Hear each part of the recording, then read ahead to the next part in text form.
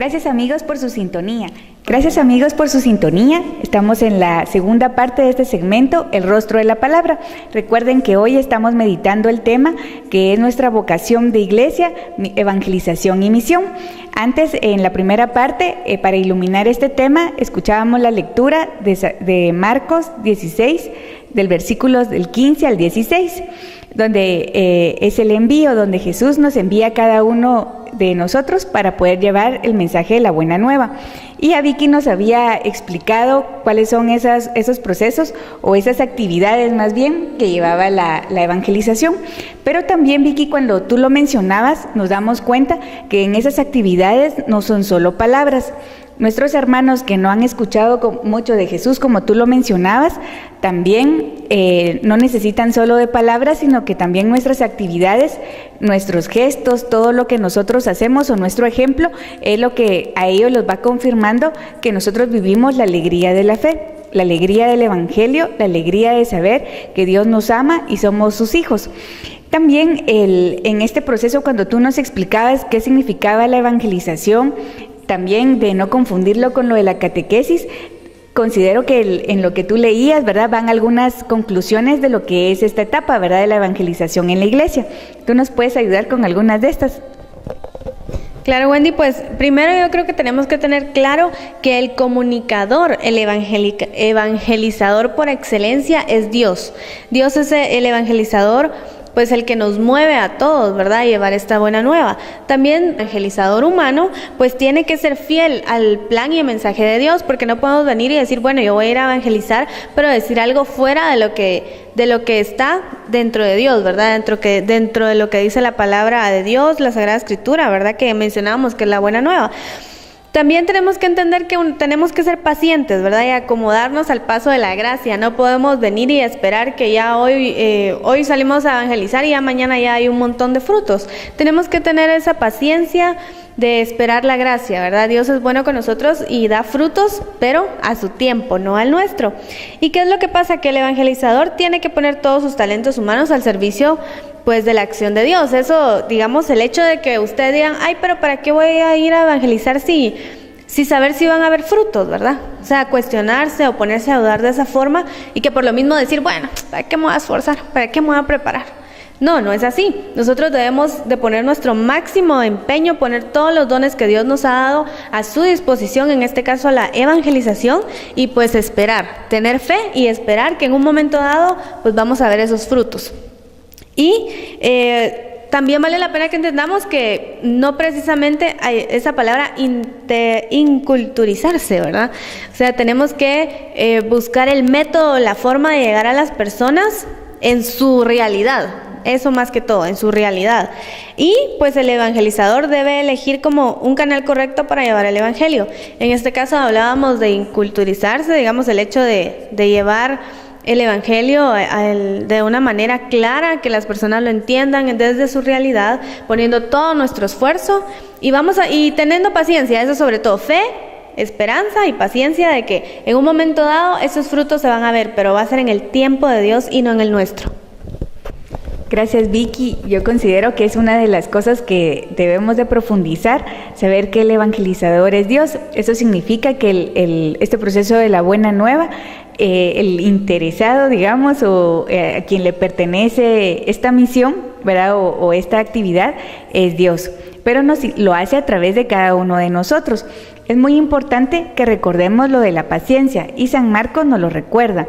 Realmente nuestra actividad es llevar el mensaje, pero Dios es el que va moviendo cada uno de los corazones y Él sabe que quien lo acoge en su corazón, Él lo ama de la misma forma, ¿verdad? Y el que lo va a negar, pues de igual forma, ¿verdad?, no tiene parte con Él. Él lo ha mencionado bastante y no nos corresponde a nosotros, así que paciencia en todos estos procesos. Y como tú mencionabas, es muy importante, si nos toca ir a un área donde las personas pues no saben leer, no vamos a dar un folletito, ¿verdad?, sino que tenemos que escoger los medios o las herramientas para poder llegar a ellos, tanto de la persona que va a recibir el mensaje como de nosotros mismos. Muchas veces nos da pena hablar, ¿verdad? Entonces nos cuesta estar en esos, dando un tema o compartiendo. Pero como lo mencionabas tú al principio, ¿verdad? Y es muy importante ver también nuestras habilidades. Tal vez podemos dibujar, ¿verdad? Entonces vamos haciendo como de una forma gráfica, vamos mostrando el Evangelio, también con diferentes dinámicas, o viendo alguna película podemos también llevar un mensaje de valores y de la evangelización a nuestros hermanos. Así que no es de afligirse, ¿verdad? Que todos tenemos que hablar, sino realmente descubrir nuestras habilidades y ponerlas en práctica para este proceso de la evangelización o en estas actividades. También, como tú lo mencionabas, lo de la evangelización también ya se está dando en diferentes parroquias. Ya en Guatemala ya son poquititas, ¿verdad?, las que están en el proceso de iniciación, y hay otras que ya llevan bastantes años de avanzado. Vemos que la evangelización es pues un proceso. ¿Tú nos podrías explicar, Vicky, cuáles son las de estas etapas, ¿verdad?, o ese proceso de evangelización? Claro, Wendy, pues vale la pena que empecemos con el querigma. ¿Pero qué es el querigma? Pues es el primer anuncio que se le hace a una persona sobre la buena nueva. Y el objetivo del querigma, o de la primera evangelización o primer anuncio que se hace, es convertir el corazón de una persona a Cristo. Esa es la función fundamental del querigma, que la persona escuche y diga, bueno, ¿y quién es ese Jesús que ustedes me están preguntando? ¿Verdad? Que se quede con esa inquietud de, bueno, preséntenmelo, ¿verdad? Tener esa apertura en el corazón de, pues, que Jesús entre en sus vidas.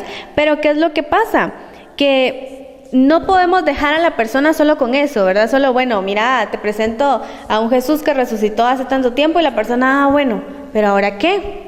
¿Verdad? Entonces, ¿qué es lo que siguen? Pues siguen las catequesis. ¿Y qué es lo que pasa con las catequesis? Que las catequesis nos van a ayudar a hacer una reestructura en la iniciación de la fe de la persona. Como mencionábamos, realmente hay personas que sí no tienen ni idea de quién es Jesús. Hay otras que sí, pero a veces se hacen los loquitos, que hasta son bautizados, pero igual se hacen los loquitos. Entonces, ¿qué hacer con estas personas? Bueno, ya se les dio el primer anuncio, la primera evangelización, el querigma. Entonces ahora pues se quedan en una catequesis. Entonces, ¿qué es lo que sucede con la catequesis? ¿Cuál es el objetivo? Es profundizar en el mensaje evangélico integral hasta llegar a una fe madura, porque de eso es lo que se trata. Hemos hablado en muchas ocasiones que, aunque suene feo, pero no necesitamos gente emocionada, ¿verdad? Porque la emoción pasa.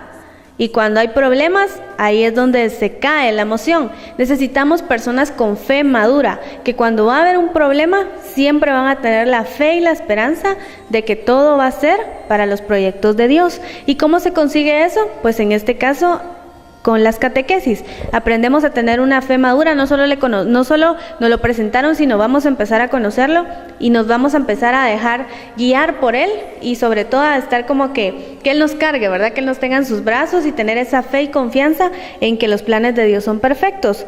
Sin embargo, ya que nos pone la catequesis, nos da los cimientos de la fe, pues nos toca ir a otro punto, y este punto es la predicación.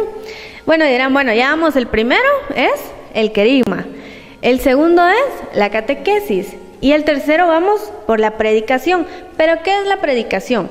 La predicación es la acción pastoral que tiene por objetivo la educación permanente en la fe de los fieles cristianos ya maduros.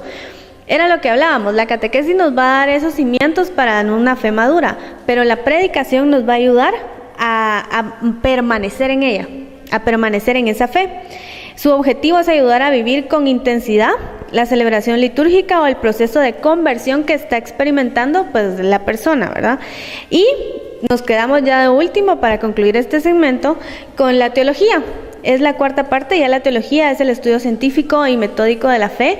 Hay muchas personas que se meten a estudiar teología. Si tienen la oportunidad, háganlo para profundizar más en la fe. Es importante que los católicos nos formemos, no nos conformemos solo con lo que nos dan, sino busquemos formas de cómo formarnos más como cristianos.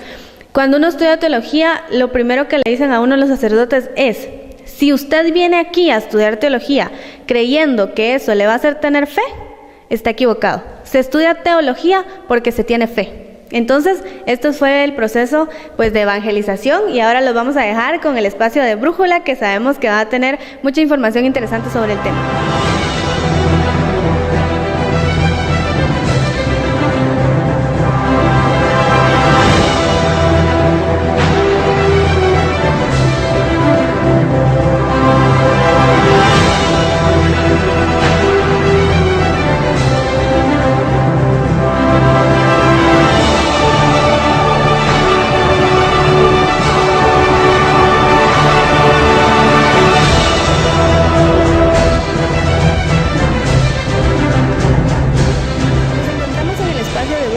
comento que en esta ocasión los invito a que me acompañen a los años 1963 a 1978 con el Papa Pablo VI. Él fue nuestro Papa número 262 y nos deja una bella frase. El Espíritu Santo, hoy igual que en los comienzos de la Iglesia, actúa en cada evangelizador que se deja poseer y conducir por él, y pone en los labios las palabras que por sí solas no podrían hallar. Esta es la frase que nos dejó nuestro Papa Pablo VI, como les comentaba, en los años de 1963 a 1978.